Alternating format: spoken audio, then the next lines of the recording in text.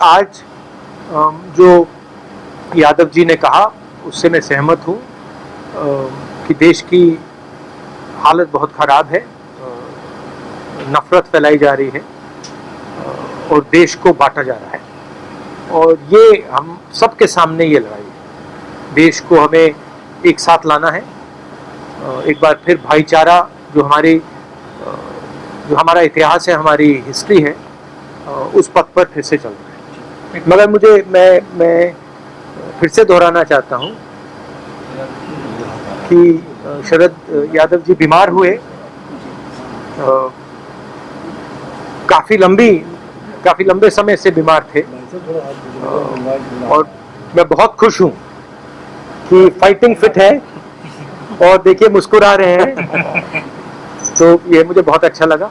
और फिर से इन्होंने मुझे राजनीति के बारे में बहुत सिखाया। एक दो घंटे मेरी एक बार इनके साथ मैं गाड़ी में बैठा, हमारा शायद आंध्रा में प्रोग्राम था, तो उसके बाद मैं 3 घंटे गाड़ी में शरद यादव जी के साथ था। और शरद यादव जी ने जो मुझे 3 घंटे में बताया हिंदुस्तान की राजनीति के बारे में, वो मैं कभी भूल ही नहीं सकता।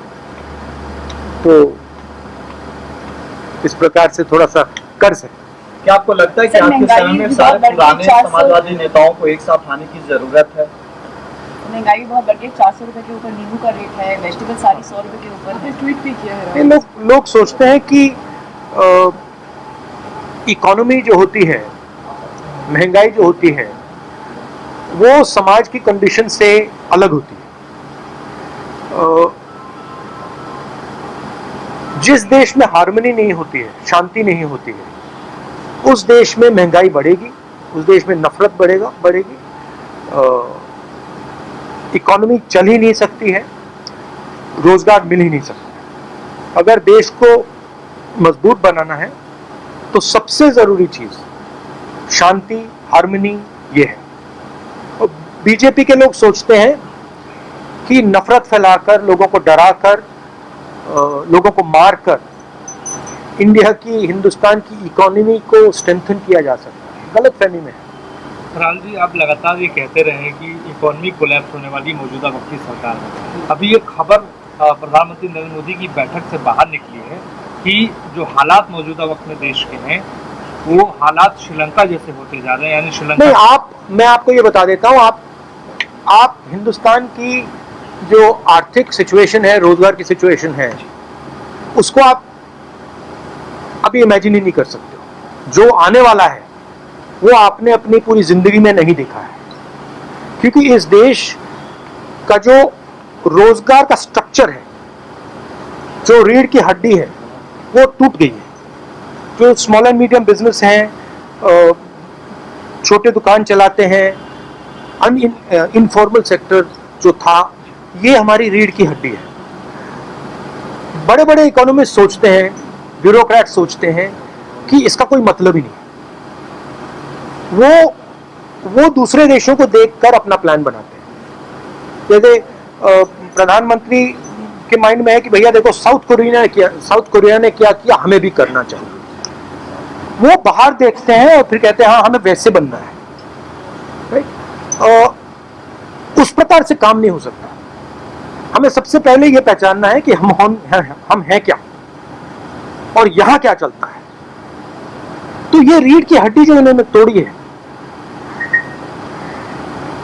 इसका रिजल्ट अगले 2, 3, 4 साल में आएगा और भयंकर रिजल्ट आएगा। राहुल जी, राष्ट्रपति का चुनाव नजदीक है, विपक्षी पार्टियों के पास उतनी संख्या नहीं है। कहा जा रहा है विपक्षी पार्टी एक साथ एक यूनाइटेड एक उम्मीदवार खड़ा करेंगे। इस तरफ आप लोगों का कुछ है? क्या इसमें आज की बात हुई? इस पे अभी मैं कोई कमेंट नहीं करूंगा, इसमें जाना नहीं चाहता हूँ। पेट्रोल डीजल का डिस्कशन जो है, महंगाई पर पूरा विपक्ष जो है पूरे बजट सेशन के अंदर मांग रहा था, लेकिन ऐसा नहीं हुआ। एक दिन पहले ही हाउस को सैनिटाइज कर दिया गया। कांग्रेस पार्टी ने तो ये इल्जाम लगा दिया कि सरकार जो है महंगाई के बहस से, चर्चा से डर के भाग गई। देखिए, रियलिटी से कोई नहीं बच सकता। टेम्पोररीली मॉडर्न पॉलिटिक्स में रियलिटी से बचने का तरीका मीडिया है।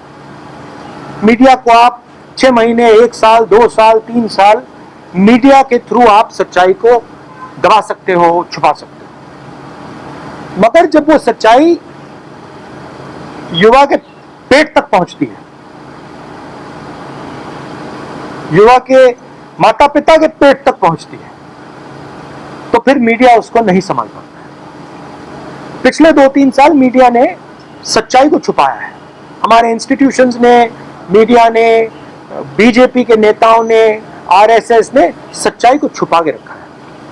अब आस्ते आस्ते सच्चाई बाहर निकलेगी। वही हुआ है श्रीलंका में। श्रीलंका में सच्चाई बाहर आ गई, हिंदुस्तान में सच्चाई बाहर आएगी। फर्क क्या है? हिंदुस्तान को बांटा भी गया है। हिंदुस्तान में अलग अलग ग्रुप्स बना दिया। पहले एक देश हुआ करता था, अब अलग अलग देश के अंदर अलग अलग देश बना दिया।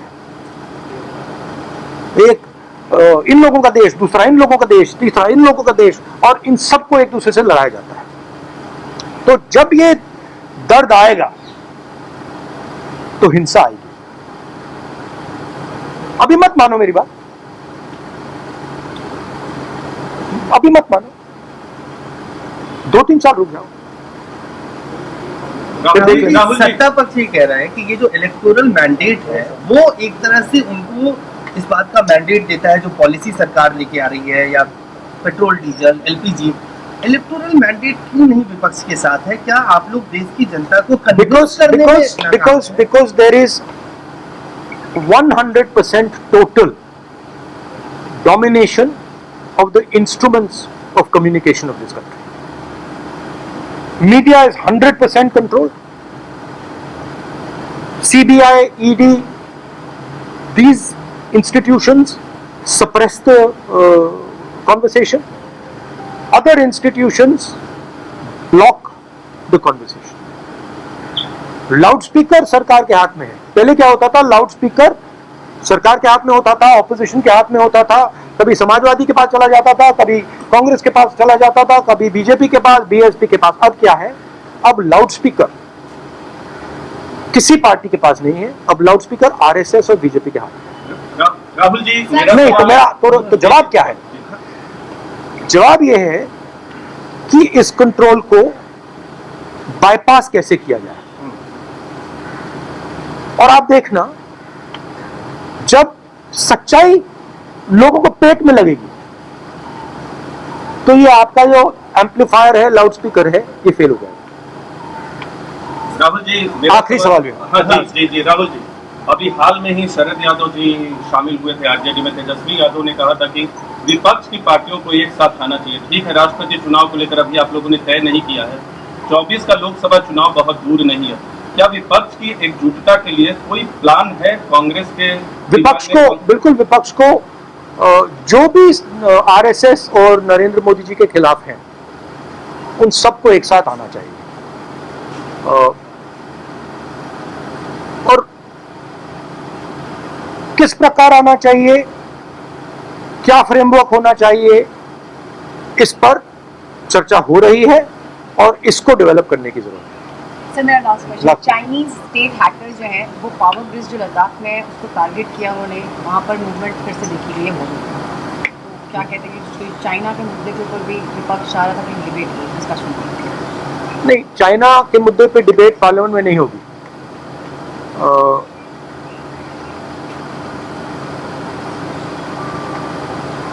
यूक्रेन में, यूक्रेन का प्रिंसिपल क्या है?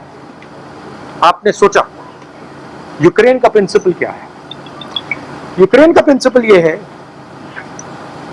कि रूस कहता है कि हम यूक्रेन की टेरिटोरियलिटी को नहीं मानते। हम जो डोनबास रीजन है, लुगांस्क रीजन है, उसको हम यूक्रेन नहीं मानते। उस बेसिस पे रूस ने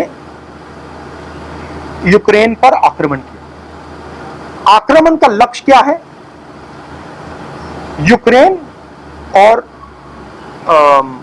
नेटो, यूक्रेन और यूनाइटेड स्टेट्स का जो अलायंस है उसको तोड़ने का लक्ष्य है। लॉजिक सही है। यही प्रिंसिपल चाइना हिंदुस्तान में अप्लाई कर रहा है। जैसे उधर उन्होंने कहा है लुगांस्क और डोनेस्क आपका नहीं है, चाइना कह रहा है लद्दाख और अरुणाचल आपका नहीं है, और उन्होंने अपनी ट्रूप्स वहां पे बैठा रखी है। सरकार इसको इग्नोर कर रहा है, मगर मॉडल उधर है, वो मॉडल यहां भी अप्लाई किया जा सकता है। मगर सरकार रियलिटी को एक्सेप्ट नहीं कर रही है, और मैं सरकार से कह रहा हूं रियलिटी को एक्सेप्ट करो, क्योंकि अगर आपने रियलिटी को एक्सेप्ट नहीं किया और आपने प्रिपरेशन नहीं की, तो जब मामला खराब होगा आप रिएक्ट नहीं कर पाओगे। Thank you, sir. Thank you. Thank you sir.